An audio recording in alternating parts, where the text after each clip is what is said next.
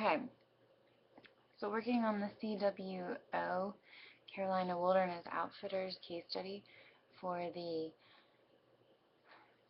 FEI workshop. I'm on page 3 talking about external audit of the organization. TK and our partners have been auditing CWO's financial statements since its IPO. TK and R had grown along with CWO, starting as a small regional firm and subsequently becoming one of the larger regional firms in the eastern half of the United States. CWO executives generally felt TK and R was doing a good job. They also appreciated the firm's willingness to build expertise in the sporting goods retail industry. TK and R had always issued unqualified audit opinions for CWO, and CWO had never missed a filing deadline or restated any financials. Historically, when TK and R proposed audit adjustments or questioned any accounting treatments, CWO was generally receptive. The CWO culture. In its early days, the CWO culture was driven by individuals who lived and breathed hunting and fishing. It was difficult for them to draw a line between their personal and professional lives, as many of them left work to go fishing at the end of the day. Following the IPO, the leadership of CWO above the store level gradually took on a more professional feel. Many of the key leaders still enjoyed hunting and fishing, but they were executives first, doing their jobs to ensure the success of the company. Dawson wanted to take the professionalization trend up a notch and reinforce a performance culture. Her goal was to run a successful retail company that continued to grow and perform well for its shareholders. To this end, she held her executive team to high standards. She encouraged them, some would say pushed them, to set high goals for themselves and their teams. Accountability was also high on her list of important personal attributes. If one of her executives made a commitment, Dawson expected him or her to meet it. While Dawson believed that success was never guaranteed, she also believed it would never occur without ambition and holding people accountable. Most executives and senior managers at CWO had competitive personalities. Like Dawson, they tended to work long hours and liked to show that their departments were functioning at high levels. None of them wanted to be seen as holding CWO back. While the performance culture had taken hold at the executive level and to a lesser extent throughout headquarters and field staff, things were different in stores. Store managers and key sales staff saw working at CWO as a way to meld their love of the outdoors with their work, and CWO relied on them to provide that added bit of enthusiasm and expertise that attracted customers. While store staff could be relied upon to follow company initiatives, these employees tended not to think of themselves as salespeople. They enjoy talking to customers and showing products, but pursuing aggressive sales targets was generally not in their nature. Board of Directors. CWO's Board of Directors had 7 members, including CEO Dawson. Thomas Wilcox had joined the board 10 years earlier, and he was named Chairman and CEO. He relinquished the CEO title when he promoted Dawson to that role. He would likely retire next year. He expected that Dawson would become board chair at that time and would retain her CEO title.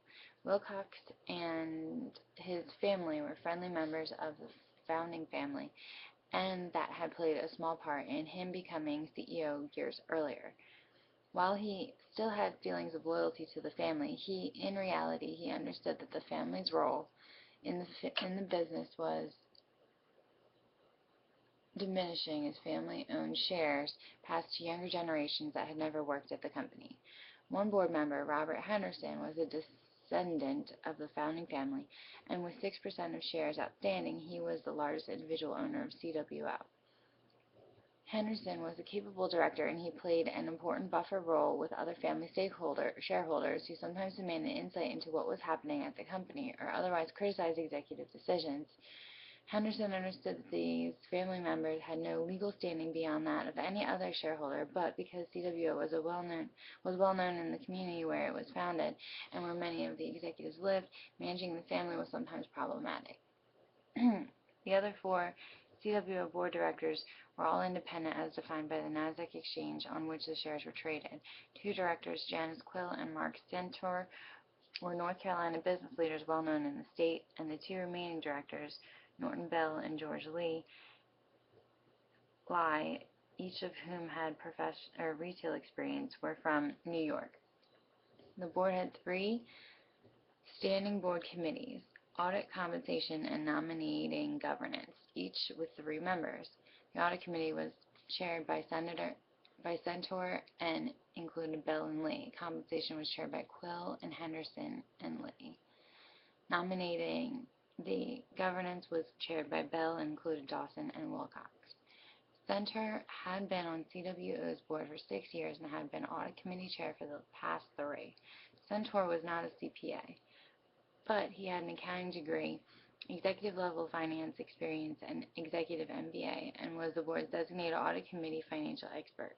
Bell was currently a CFO at a public company, while Lee was a retired banker. Centaur met Curley with internal audit head Ramos, and Centaur made it known he was readily available to Ramos should she ever feel a need to reach out to him. In practice, however, neither Centaur nor Ramos had reached out to the other beyond their quarterly meetings. Centaur was impressed with Ramos, and he believed she had the skills and ambition to do a great job at CWO. When Ramos described her plans for internal audit, Centaur's only concern was whether she would have the time or resources to do it all. Board members received annual retainers for their service on the board. CEO Dawson, former CEO Wilcox, and family member Henderson all held significant shares in company stock. The remaining 4 directors did not. Building pressure. CWO had done well in recent years, and with Dawson's ambitious plans for the company, performance expectations and the pressure to meet one's commitments only increased. Dawson and her team met weekly to discuss the latest revenue and expense numbers and to review market and promotion plans. In years past, these executive team meetings had been held monthly. Individual executives in turn increased their meeting times with their teams.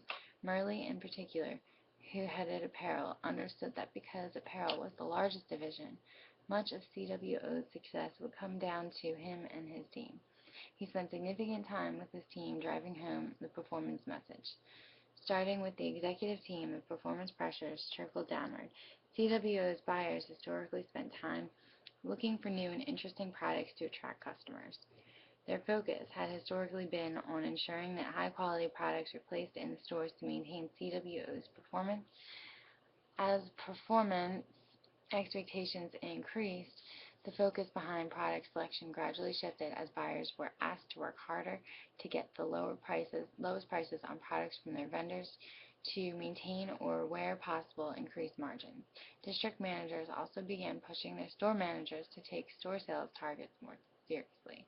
3 regulatory shocks further increased the pressure on CWO managers. First, in Pennsylvania, the state's game commission shortened the hunting season by 30 days in some zones. This made it harder for hunters to schedule hunting trips and reduced their need for hunting supplies. Second, in Texas, the Parks and Wildlife Commission added hurdles to the process of obtaining a fishing license each year. Under the new rules, some part-time fishermen did not bother to renew their licenses. Finally, also in Texas, the Game Commission instituted new rules on hunting vests. In response to a hunting accident that received extensive media coverage, hunters were now required to wear orange-colored vests on public hunting lands. This reduced demand for the type of camouflage clothing manufactured at CWO's Texas plant.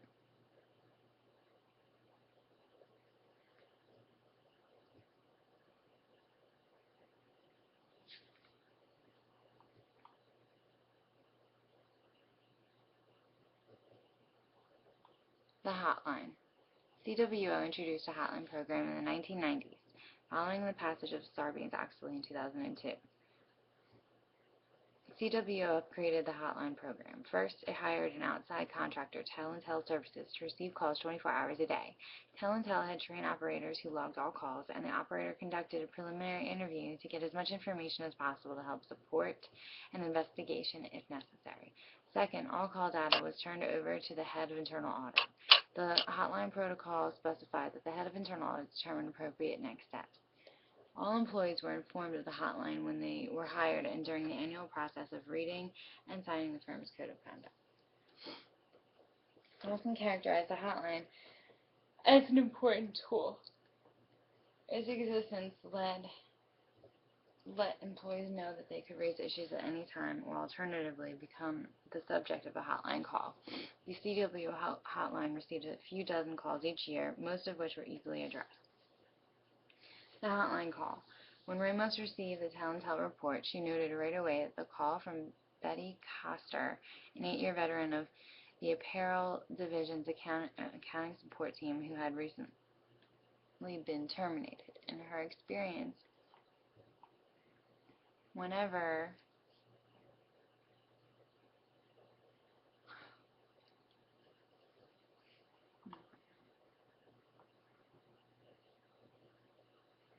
ex-employees called the hotline, Ramos knew she would be conducting some type of investigation. Ex-employees were often bitter about something, but it was best to hear them out to potentially defuse the situation before it led to a lawsuit. The call notes indicated that Coster had been fired by her boss, Simon Peel, the accounting support team manager, and that Coster believed it was a case of age discrimination. Ramos started her investigation by reviewing Coster's employment file and going to see Peel. Peel explained that improved software had left him with too many staff and that he needed to let someone go. He felt Coster did not fit in well with her coworkers, so he selected her for the layoff. Ramos then called Coster and invited her in to talk about why she called the hotline. After the meeting, Coster explained that she was shocked at the firing because she had never been terminated from any job. She continued by indicating that she had always liked working at CWO and thought she did a good job. 8 years of good performance reviews ought to show that, she said. In the end, she concluded it must be a case of age discrimination.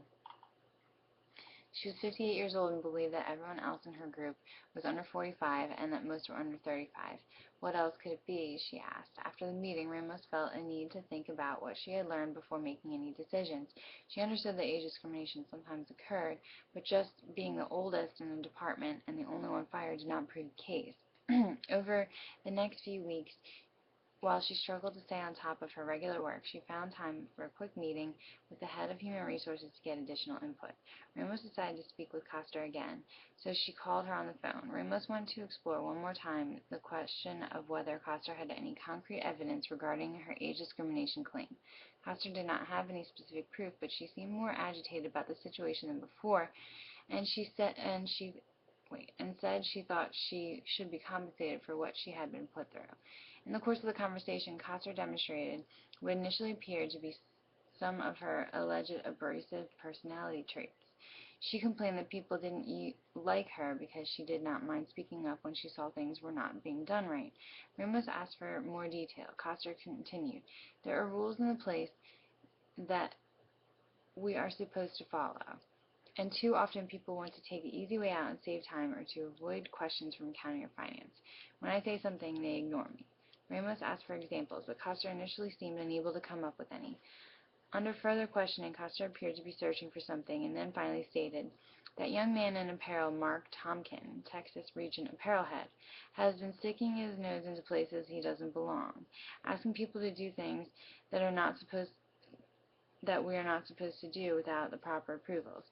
It seems like no big deal, and people do it because he is nice, but it is not following procedure. Just last month, he asked me to make some journal entries about a volume rebate he expected to receive, but he didn't have the right documentation, so I said no. I don't think he liked that, but he never asked me again." Red flags started going up for Ramos as Coster treaded into more dangerous territory than an isolated complaint of age discrimination. Ramos and asked Coster if this had happened before. Coster indicated she was not comfortable getting into any more specifics, but remarked that she thought her accounting support colleagues had let themselves get too chummy with the sales staff. Ramos didn't get much more detail on the phone.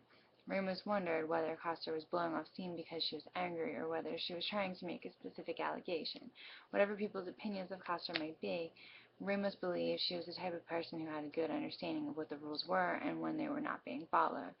But could Coster identify a significant violation, or was she just being obstinate and stickler for the letter of the law?